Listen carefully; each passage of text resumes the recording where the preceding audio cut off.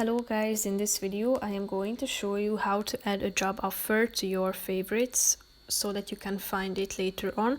But first I just want to mention, don't forget to subscribe to my channel because at 10,000 subscribers I am going to show you my whole YouTube revenue statistics and growth strategy, how to make money online. So let's jump into it.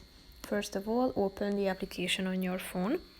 After that you should click on the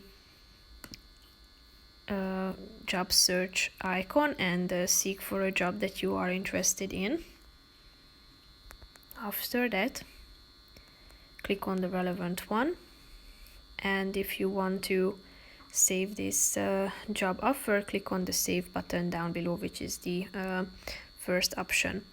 After that, if you click on the My Activity button down below, indicated with this star icon, you are going to find two sections at the top in this My Activity section, saved and applied ones. So if you tap on the saved button, you are going to find all of the saved items. If you want to get rid of any of these job offers, click on the star icon next to the offer and click on remove, so it will be removed from your saved section. So that's pretty much it for this video, guys. See you in the next one. Bye bye.